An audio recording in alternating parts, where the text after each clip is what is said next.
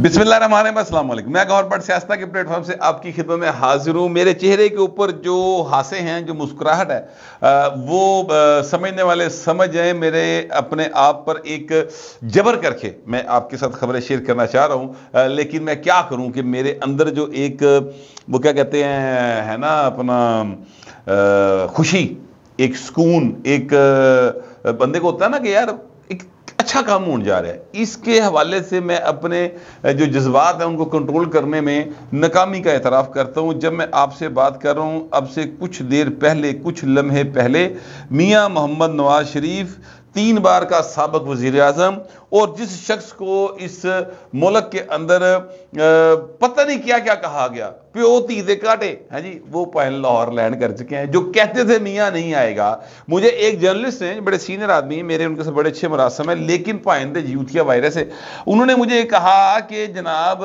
भट्ट साहब कदों आ रहा है मियाँ। मैं कहा सर ये 21 अक्टूबर को आ जाएंगे। उनने क्या भट्ट साहब ਉਹ 21 ਅਕਤੂਬਰ ਨਹੀਂ, ਉਹ 321 ਅਕਤੂਬਰ ਹੀ ਹੋਏਗੀ ਜਦੋਂ ਆਏਗਾ, ਦੇਖ ਲੈਣਾ ਤੁਸੀਂ ਵੀ ਇੱਥੇ ਤੇ ਮੈਂ ਵੀ ਇੱਥੇ। मैंने कहा भाई ने मेरी गल सुनो, ब्रेक से रखो पैर।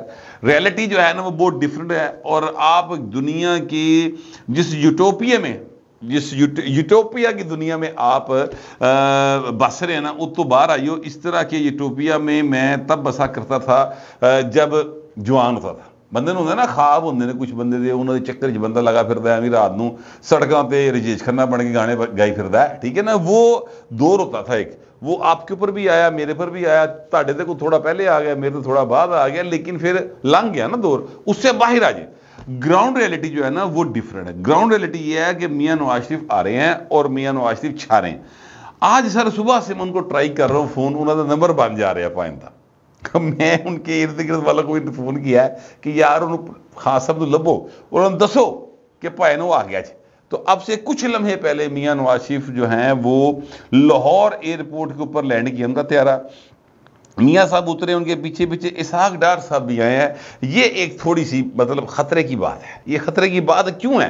इसलिए कि डार साहब ने पाकिस्तान के गरीब आदमी का मुकदमा लड़ना था, उन्होंने नहीं लड़ा था। मैं बड़ा इसके ऊपर जो है ना मुझे बड़ा फट वजह है।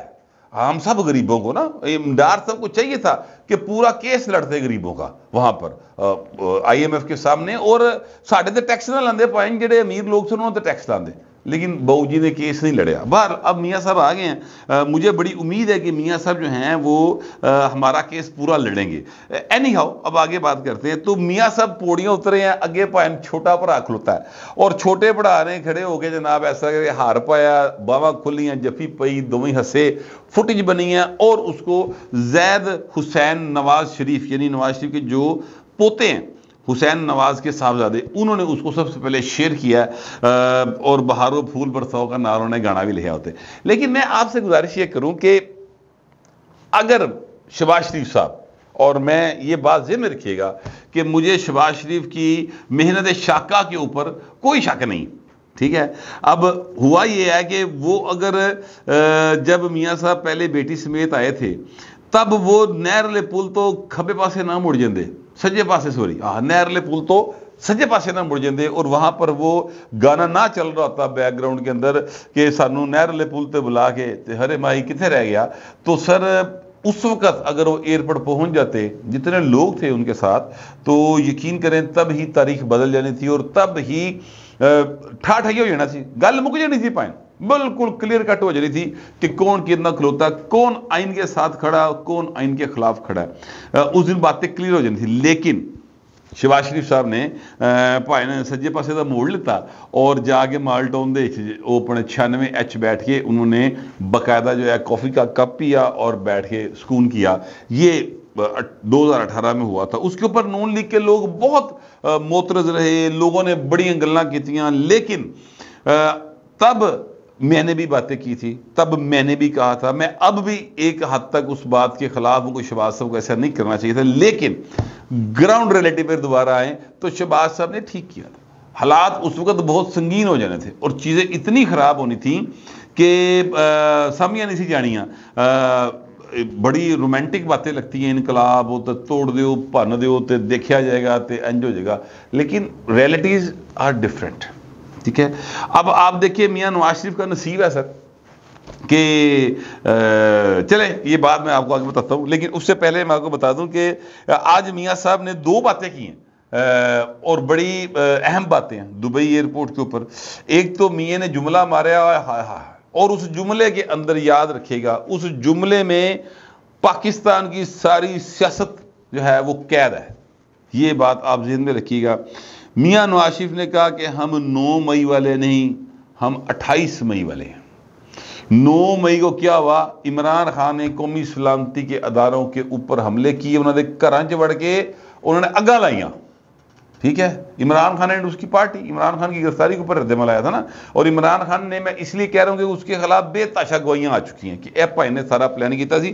اب جو بھی تھا وہ اب ظاہر ہے کہ آنے والا وقت بتائے گا، وہ جو ہوں گے اپنا جج صاحبان وہ فیصلے کریں گے، تو میں ابھی اس کے اوپر مزید بات نہیں کروں گا، میرا موضوع وہ نہیں ہے۔ مگر میں آپ سے یہ گزارش کروں کہ جو قومی سلامتی کے اداروں کے اوپر انہوں نے حملے کیے تھے وہ ہیں 9 مئی والے، اور میاں نواز شریف نے کہا میں 28 مئی والا ہوں۔ 28 مئی کو کیا ہوا تھا؟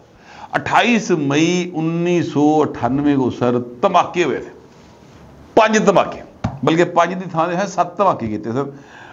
پاکستان نے ایٹمی دھماکے کیے تھے، چاگی کے پہاڑوں کا کلر چینج ہو گیا تھا۔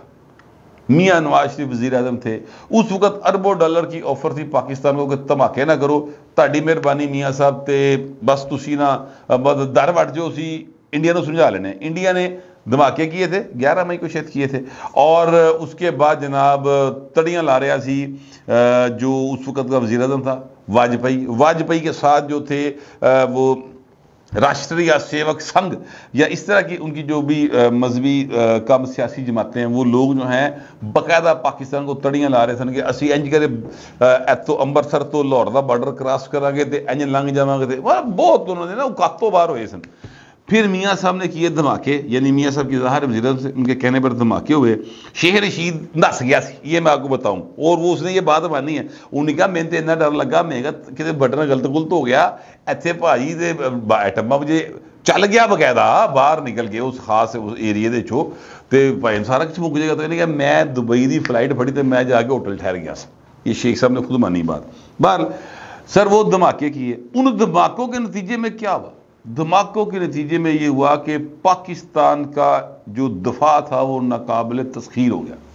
جہاں انڈیا سانو بڑیاں ٹپ کے گلاں کر رہے سی نا، وہ پائن انج کر کے جھاگار فلیٹ ہو گئے، سکون ڈاٹ کام ہو گیا اس طرف، اور پاکستان کا جو دفاع تھا وہ مضبوط ہو گیا۔ اب ہم اس ٹیکنالوجی میں انڈیا سے بہت آگے جا چکے ہیں، میں اس کی تفصیل میں نہیں جاؤں گا کیونکہ ظاہر ہے یہ دفاعی معاملات ہوتے ہیں، میں اس پہ نہ اتنی گریپ رکھتا ہوں، لیکن چھوٹی موٹی گلاں پتہ ہوتی ہیں تو میں وہ بھی نہیں کرتا۔ مگر ہم اس جو ہے نا معاملے کے اندر ایٹامک کھیڈاں دے اسی انہاں سارے تو بہت اگے، یہ میں آپ کو بتا دوں۔ جو بھی ہمارے ایمیجیٹ مخالف ہے نا، بھاویں اسرائیل ہوئے تو بھاویں انڈیا ہوئے تو بھاویں افغانستان ہوئے، ہم ان سے بہت آگے، یہ بیچارے ساڈے پاس کو نہیں گئے۔ مگر میں آپ سے یہ گزارش کروں کہ وہ استحکام دیا پاکستان کو نا، اس کی سلامتی کو 28 مئی نے، تو میاں صاحب کہہ رہے ہیں کہ ہم پاکستان کو استحکام دینے والے ہیں، ہم پاکستان کے سلامتی کے اداروں کے اوپر حملے کرنے والے نہیں ہیں۔ تو یہ ہوتا ہے سر کوزے میں دریا بند کرنا۔ ایک تو بات یہ کی انہوں نے، دوسری بات جو تھی وہ مستقبل کی سیاست کا انہوں نے ہلکا سا نا اشارہ کر دیا ہے جی، کیا کہتے ہیں کھبیا کھمار کے نا بھائی نے دستا کہ میں کرن کی لگا جی۔